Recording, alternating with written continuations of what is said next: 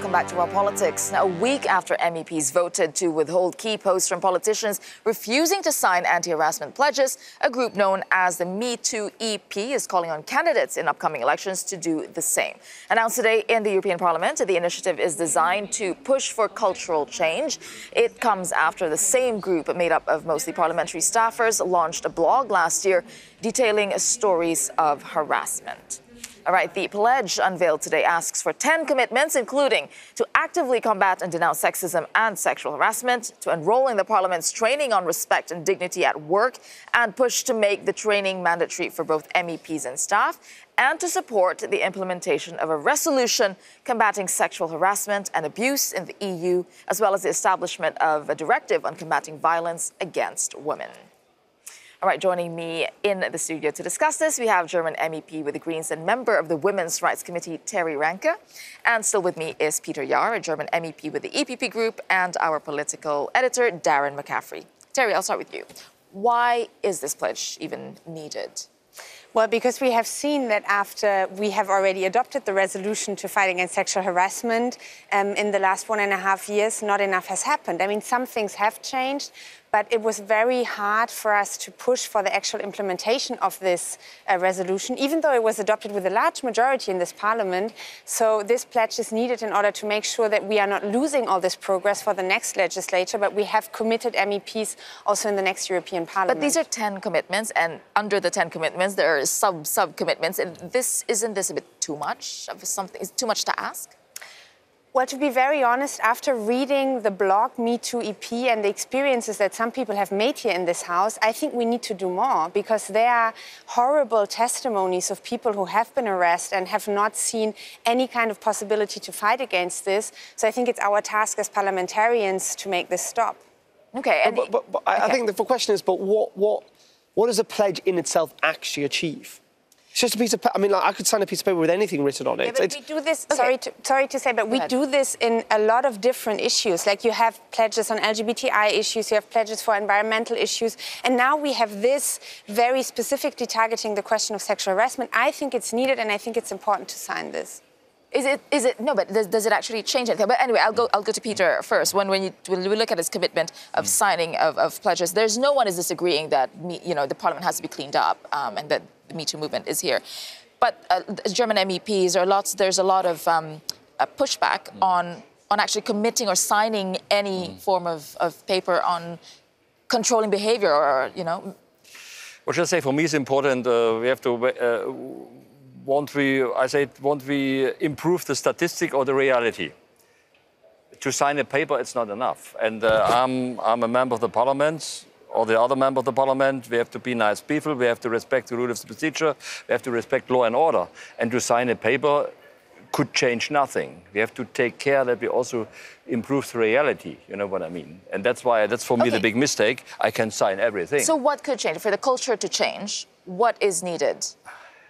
At first, we need, what should I say? We need transparency. We need also a place that we have. If somebody say I'm punished, I want to complain somewhere. That would be possible, also in a secret way. But to sign something, what will go in better? You could say, Peter, though, that not all harassment is illegal. And just by saying you're a nice person, in some ways, this piece of paper codifies what is good behaviour. Also, what I want to ask is, Peter, why did the Parliament reject mandatory training? Why not make it mandatory for Peter, for MEPs to go through this anti-harassment training? Why not? What should I say? In the end, I'm Democrat, and if the rule of procedure change and the majority say we have to sign a paper, I will do that. But I say it again, we have to change something. And also bad things are going on everywhere, not only here. And if you want to, the most important thing is not to sign something and to then improve. Believe that everything is fine. Okay. But everybody in this group agrees with that. That's the danger in this. And we need to do more than just signing something. But I need to state this, all harassing behavior by somebody who is hiring people is illegal, and it's not okay, and we need to fight against this. That's for sure. And I think that pledging is a first step. you are right in saying that we need to do more than that. But one very important demand from this pledge is to have mandatory trainings for MEPs. I've done this training, it's not mandatory yet, last year. And I must say that for me, it's not only in the interest of the people who work in this parliament, but it's also in the interest of the MEPs of doing this training, understanding how harassment works. One of the opinions. I just want to bring one opinion.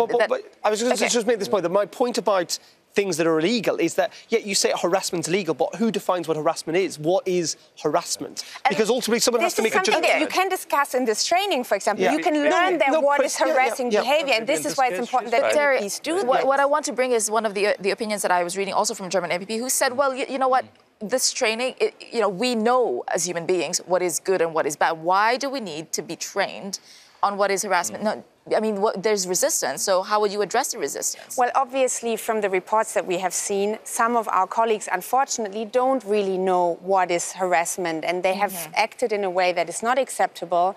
So having this training can raise awareness around this topic, and it's not only about the perpetrators, it's also about bystanding. And a lot of people have just felt that they weren't ready to do something, even if they knew about harassing situation, and I think that this training can be one step alongside with a lot of other things that we have to do in order to break this culture of just standing there and not saying anything, even if it's clear that there is harassing behaviour. Can I just ask, then who defines what harassment is in these training groups? Well, you can have different trainers, and they explain to you that, for example, when you are abusing a situation of power, unwanted touching, unwanted advances, this is harassing behaviour, and this should not be accepted. That means you have a red line. You can define a real red line. Would you do the training though, Peter, if it became mandatory? No, in the end, I'm interested also in this. Sure. Maybe I make mistakes, but why not? I'm a Democrat, but I think we have to, I say it again, we have to take care that we not only improve the bureaucracy, the red tape, we have to improve reality. Yes, and if you say, I agree with that. And then they can do that. Yeah, but ultimately getting MEPs to commit to something and put their name on it and be held to account for them does matter to people, I think. Yeah. Do you think they will sign? Candidates will be signing? I hope so, and I can only call on all the people who are running for the European Parliament to do that, because awareness is the first step to break this culture of silence. And as you were saying, yeah, it is the first step, putting your name to a cause and something. All right, coming up on Raw Politics, we want to hear from you, your thoughts, following fiery comments from Donald Tusk today. Do you think Brexit diplomacy is dead? Stick around in the next hour for your chance to call in and tell us what you think. The contact information is on your screen. Do call in at 00800 3333 7002. Email us at rawpaul@euronews.com. And join the debate on Twitter and Facebook. Use the hashtag #RawPolitics. Our lines are all open now. That's after the break.